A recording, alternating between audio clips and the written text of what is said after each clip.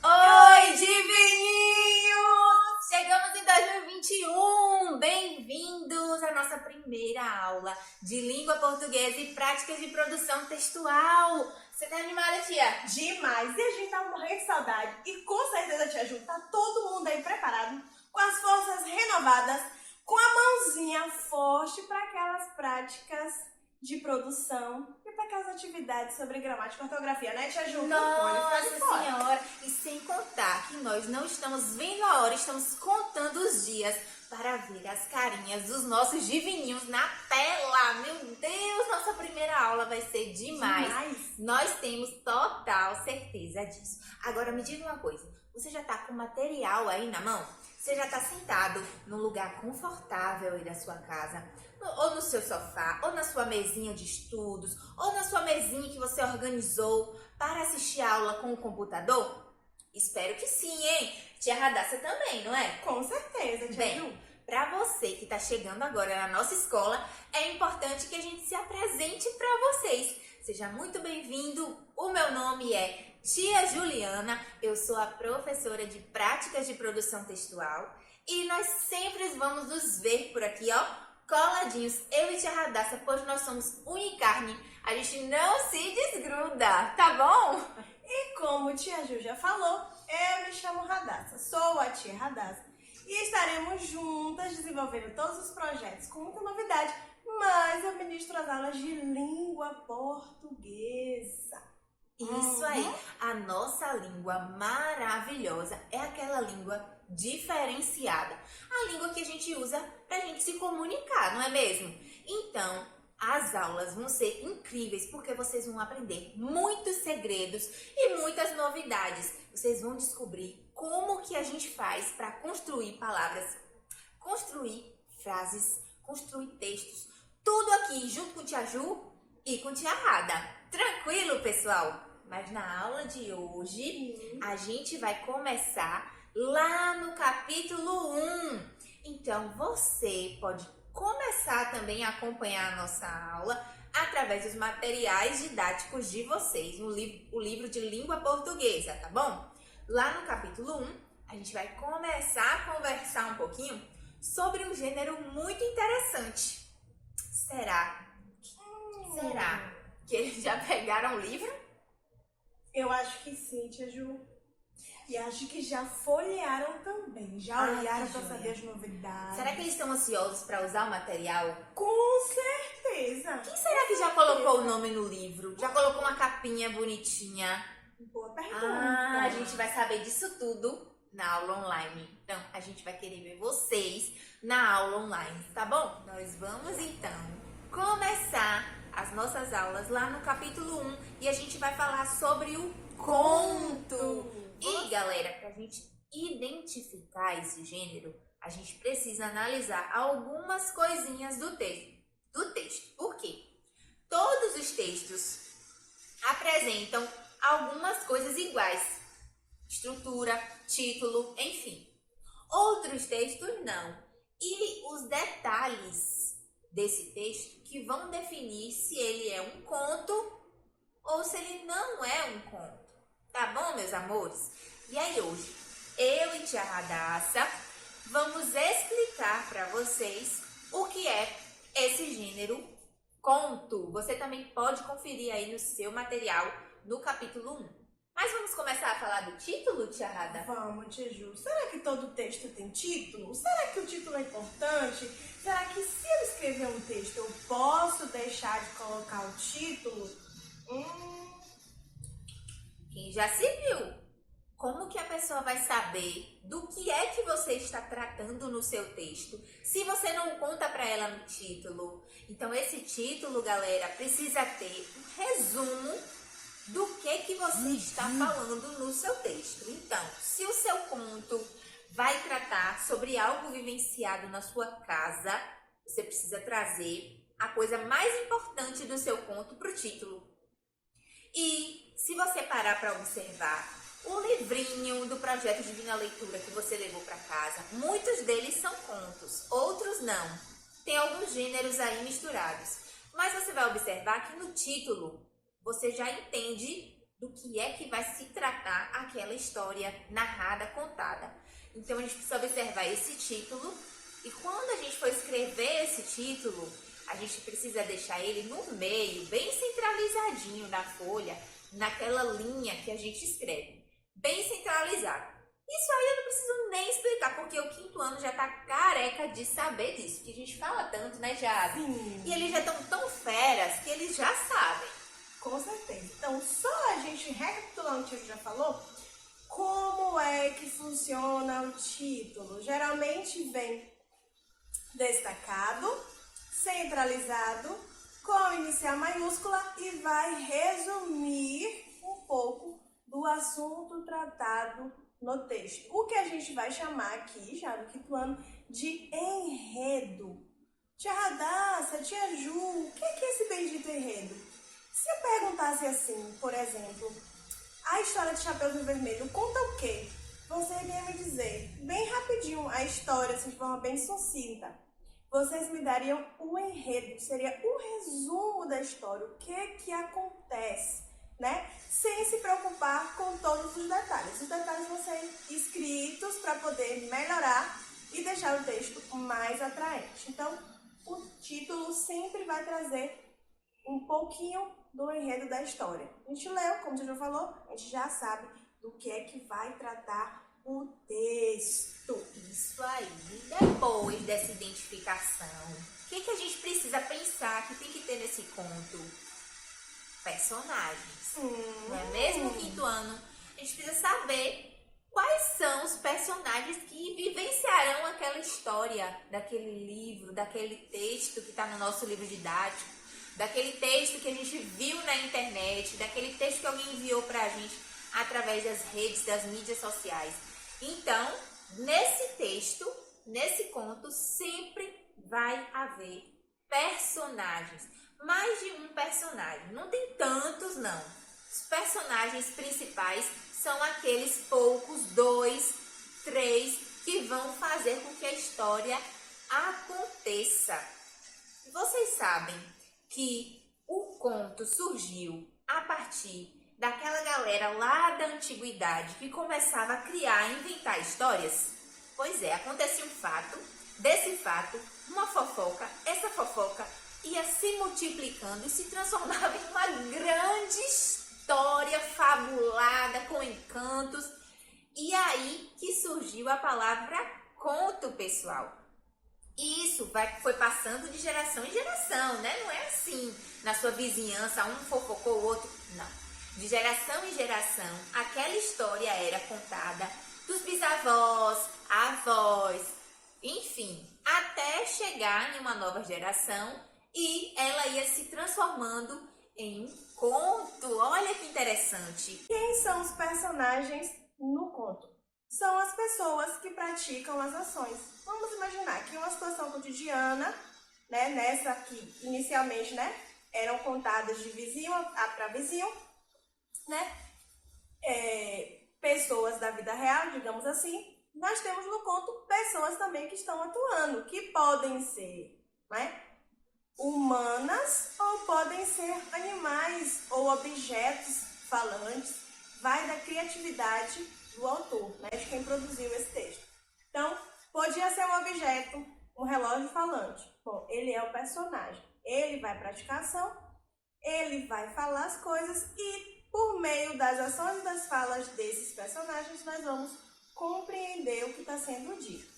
Como Tia Ju falou, os personagens são poucos. Por quê? O conto é um texto pequeno.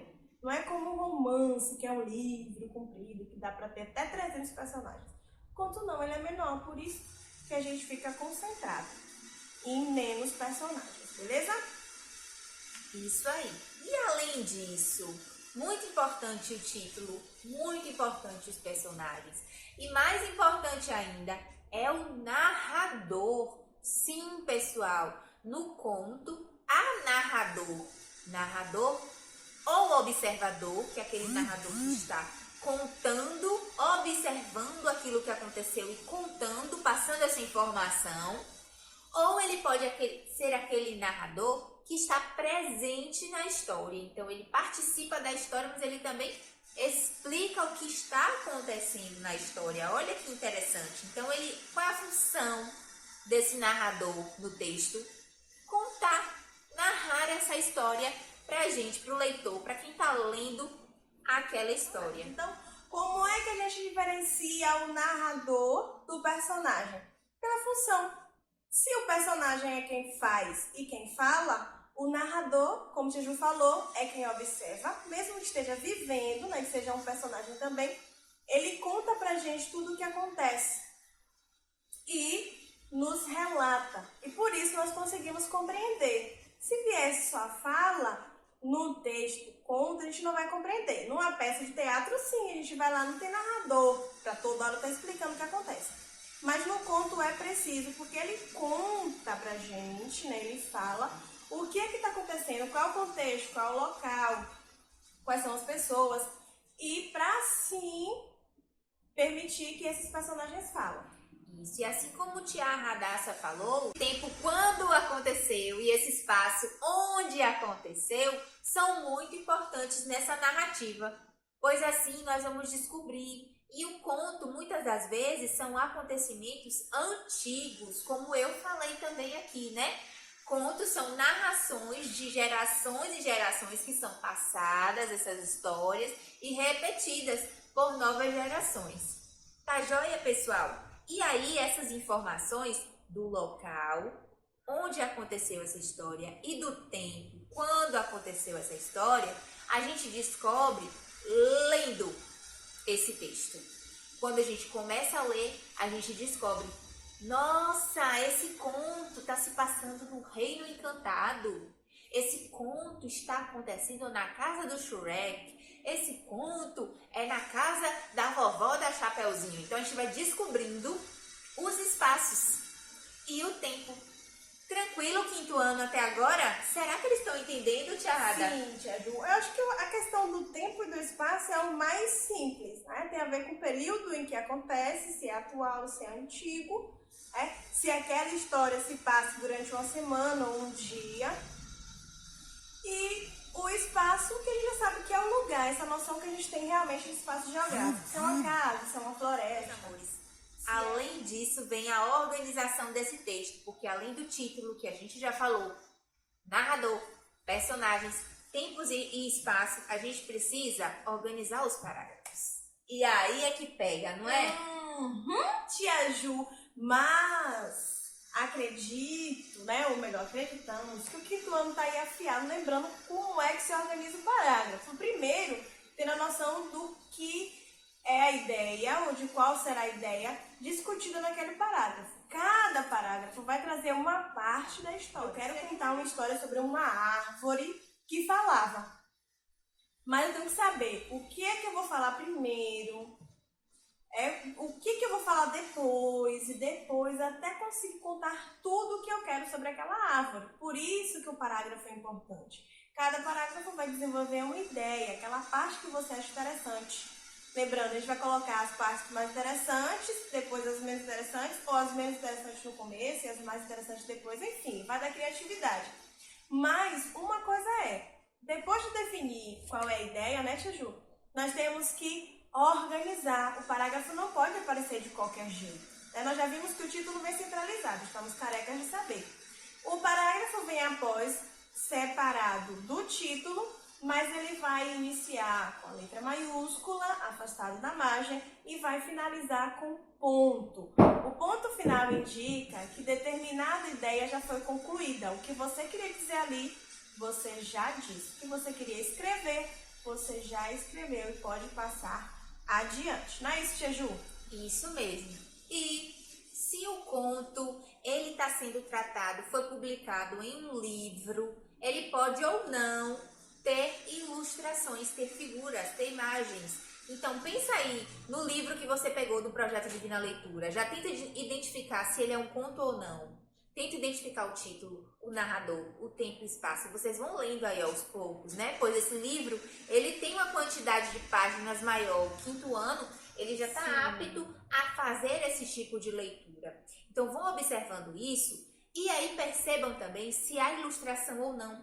Pois tem textos, tem contos que não tem ilustração. Você vai usar a sua imaginação. E aí, no momento de criar, a gente vai pensar também naquele discurso direto, naquele discurso indireto, mas tudo isso a gente vai se alinhando e conhecendo a fundo, juntinhos, na nossa aula online. Não é isso, Tia Ada? Isso, com certeza. Quando nós falamos de personagem e de narrador, e Tia Ju já falou sobre, já comentou isso, que é o tipo de discurso, né? A gente descobre quem é o narrador, quem é o personagem, pelas ações deles dentro do texto.